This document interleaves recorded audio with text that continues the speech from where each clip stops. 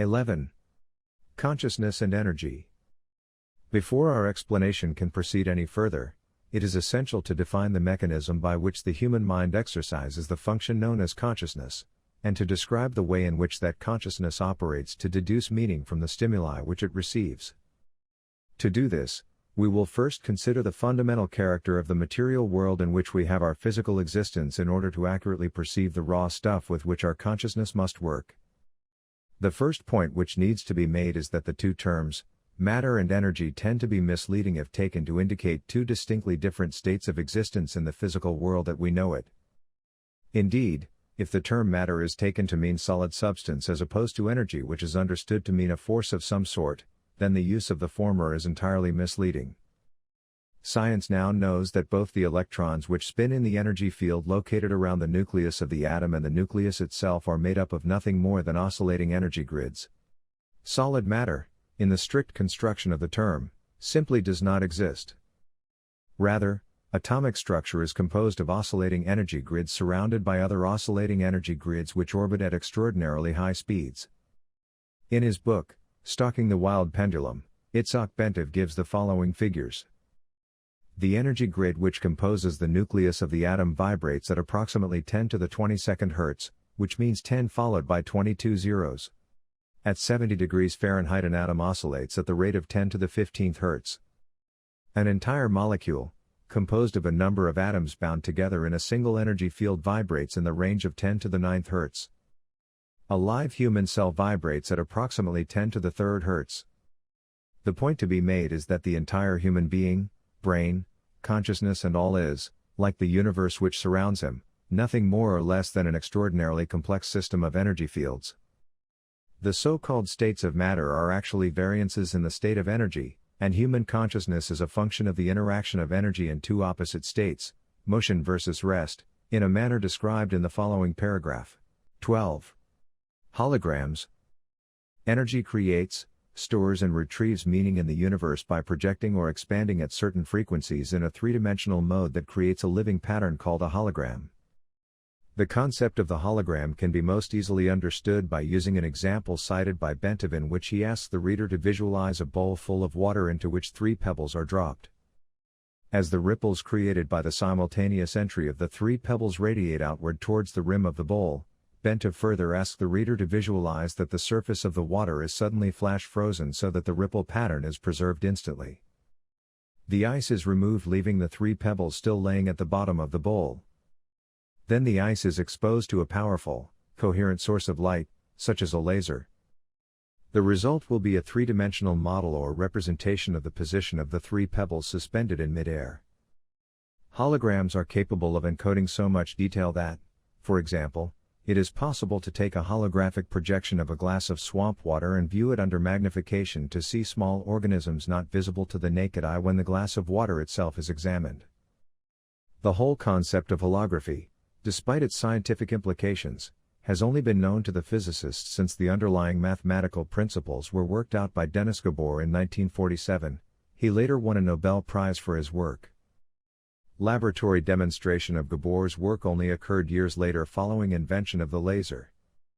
As biologist Lyle Watson explains, the purest kind of light available to us is that produced by a laser, which sends out a beam in which all the waves are of one frequency, like those made by an ideal pebble in a perfect pond. When 2 laser beams touch, they produce an interference pattern of light and dark ripples that can be recorded on a photographic plate. And if one of the beams, instead of coming directly from the laser, is reflected first off an object such as a human face, the resulting pattern will be very complex indeed, but it can still be recorded. The record will be a hologram of the face. 13. The part encodes the whole. Of further importance is the fact that even if we dropped our frozen hologram of the ripple pattern on the floor and broke it into a number of pieces, each individual piece would recreate the entire holographic image all by itself. The smaller the piece, the fuzzier and more distorted would be the resulting holographic projection, but the fact remains that a whole projection would nonetheless be made. The key to creating any hologram is that energy and motion must interact with energy in a state of rest, non-motion. In the foregoing example, the pebbles represent energy and motion while the water, before its agitation by the pebbles, represents energy at a state of rest. To activate or, in effect, to perceive the meaning of a holograph, energy, in this case, a coherent light source such as a laser beam, must be passed through the interference pattern generated by interaction between the moving energy and the energy at rest. In the simple example given by Bentov, this requirement was fulfilled by holding the frozen interference pattern in front of the coherent light to project the three-dimensional holographic image, its meaning, into space. As Marilyn Ferguson, editor of the Brain/Mind Bulletin tells us, another feature of a hologram is its efficiency. Billions of bits of information can be stored in a tiny space. The pattern of the holographic photograph is stored everywhere on the plate. 14. The consciousness matrix. The universe is composed of interacting energy fields, some at rest and some in motion. It is, in and of itself, one gigantic hologram of unbelievable complexity. According to the theories of Carl Pribram, a neuroscientist at Stanford University, and David Bohm, a physicist at the University of London, the human mind is also a hologram which attunes itself to the universal hologram by the medium of energy exchange, thereby deducing meaning and achieving the state which we call consciousness. With respect to states of expanded or altered consciousness such as gateway uses, the process operates in the following way. As energy passes through various aspects of the universal hologram, and is perceived by the electrostatic fields which comprise the human mind, the holographic images being conveyed are projected upon those electrostatic fields of the mind, and are perceived or understood to the extent that the electrostatic field is operating at a frequency and amplitude that can harmonize with and therefore read the energy carrier wave pattern passing through it. Changes in the frequency and amplitude of the electrostatic field which comprises the human mind determines the configuration, and hence the character of the holographic energy matrix which the mind projects to intercept meaning directly from the holographic transmissions of the universe. Then, to make sense of what the holographic image is saying to it, the mind proceeds to compare the image just received with itself. Specifically, it does this by comparing the image received with that part of its own hologram which constitutes memory. By registering differences in geometric form and in energy frequency, the consciousness perceives. As psychologist Keith Floyd puts it, contrary to what everyone knows is so, it may not be the brain that produces consciousness, but rather, consciousness that creates the appearance of the brain. 15. Brain in phase. The consciousness process is most easily envisaged if we picture the holographic input with a three-dimensional grid system superimposed over it such that all of the energy patterns contained within can be described in terms of three-dimensional geometry using mathematics to reduce the data to two-dimensional form. Bentov states that scientists suspect that the human mind operates on a simple binary, go/no-go, system as do all digital computers. Therefore, once it superimposes a three-dimensional matrix over holographic information it wishes to interpret, and reduces that information mathematically to two-dimensional form, it can completely process it using its fundamental binary system just as any computer made by the hand of man can process volumes of data, and make various comparisons between the data and information stored in its digital memory. Our minds operate in the same way, perceiving by comparison only. Bentov states the proposition this way: our whole reality is constructed by constantly making such comparisons. Whenever we perceive something, we always perceive differences only. In states of expanded consciousness, the right hemisphere of the human brain in its holistic, nonlinear and nonverbal mode of functioning acts as the primary matrix or receptor for this holographic input while, by operating in phase or coherence with the right brain, the left hemisphere provides the secondary matrix through its binary, computer-like method of functioning to screen further the data by comparison and reduce it to a discrete, two-dimensional form. 16. Evaluation. To the extent that Gateway succeeds in bringing about a refinement in energy matrix of the mind, it succeeds in expanding or altering human consciousness so that it can perceive without recourse to the intercession of the physical senses, such that ever more of the universal hologram, not, of course, accessible by sense perception, can ultimately be perceived and understood. Marilyn Ferguson has written that the theories of Pribram and Bohm appear to account for all transcendental experience, paranormal events and even normal perceptual oddities. She goes on to say of Pribram, currently he is proposing a startling, all-encompassing model that is generating considerable excitement among those intrigued by the mysteries of human consciousness. His holographic model marries brain research to theoretical physics. It accounts for normal perception and simultaneously takes the paranormal and transcendental experiences out of the supernatural by explaining them as a part of nature. Like certain strange discoveries of quantum physics, the radical reorientation of this theory suddenly makes sense of paradoxical sayings of mystics throughout the ages. 17. Self-cognition. To complete our outline of the process by which the mind achieves and exercises consciousness, we must also describe the mechanism which accounts for the aspect of human thought that differentiates it from the consciousness of plants or animals, i.e., self-cognition. Humans not only know, but they know that they know. They are able to monitor the process of their own thinking and maintain an awareness of it. Moreover, they can conduct a comparative assessment, evaluating the functioning of their thought processes against various objective standards they have adopted.